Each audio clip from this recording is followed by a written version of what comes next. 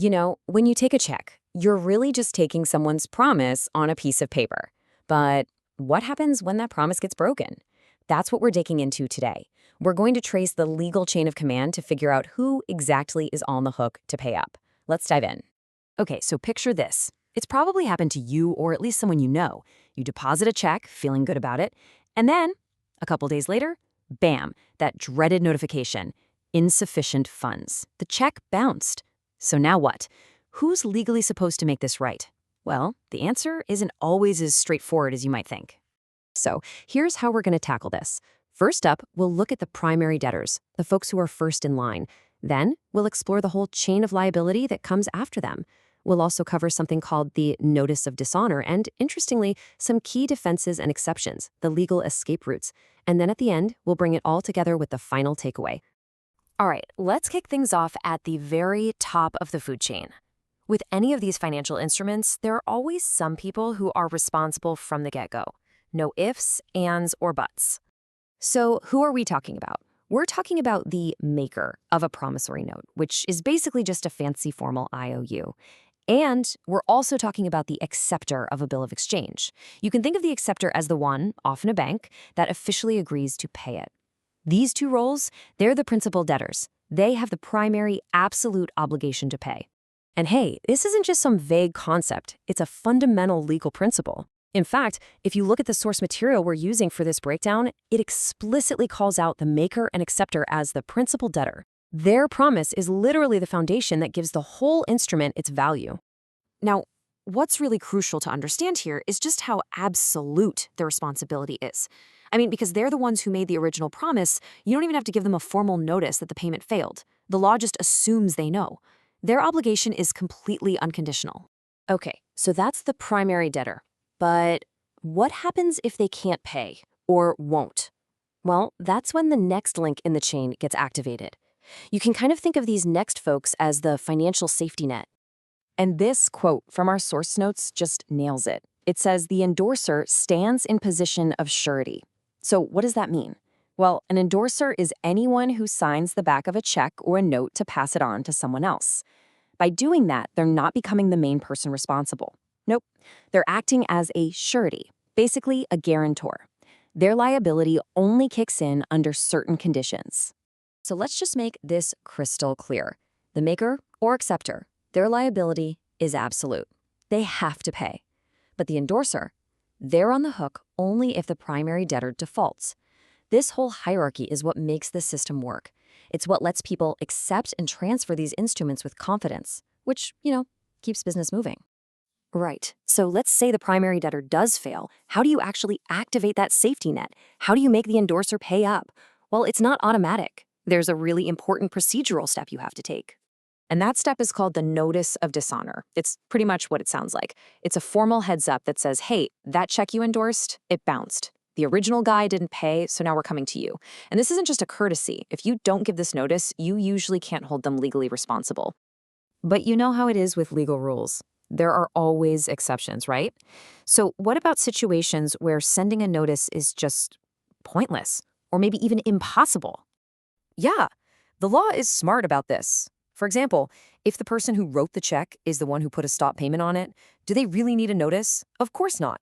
Or what if you literally can't find the person you're supposed to notify? Or maybe they already know it bounced and they've told you, yeah, I'll take care of it. In all these cases, the notice isn't needed. It makes the rule practical, not just a bunch of red tape. Okay, so now things get really interesting. Even if you do everything by the book, you send the notice, everything's in order, there are still some situations where a party can legally say, nope, not paying. These are the key defenses, the escape routes that can completely break that chain of liability. First up is a really specific scenario called an accommodation bill.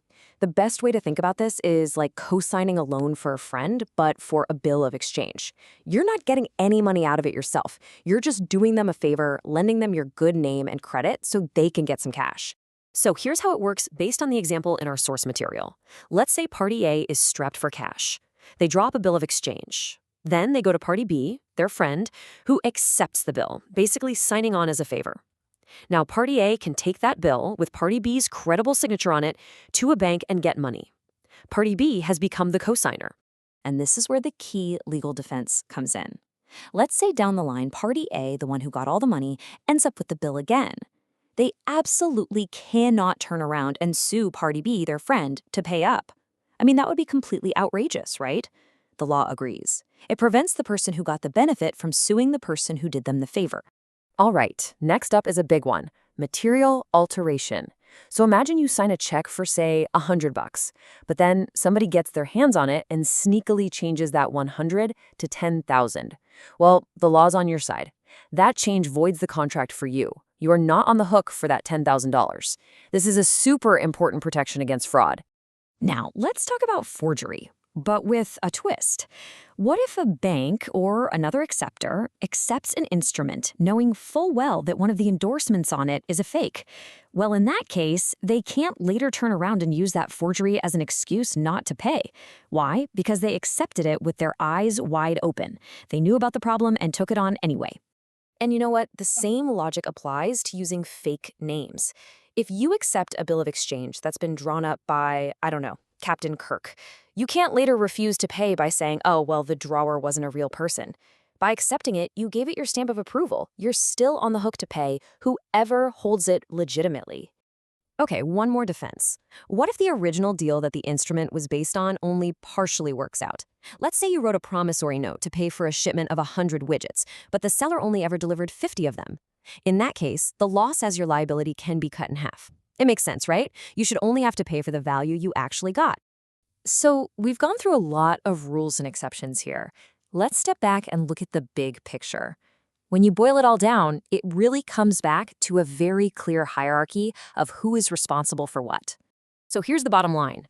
You've got your primary debtors, the maker and the acceptor. They're first in line, and their liability is absolute.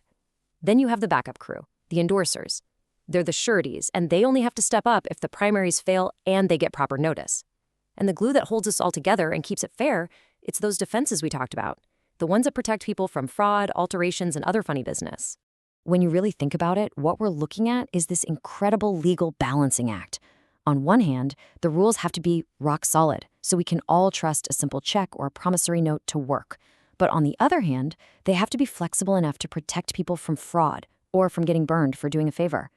Getting that balance right between reliability and fairness, well, that's not just a legal puzzle. It's the bedrock of trust in our entire financial system.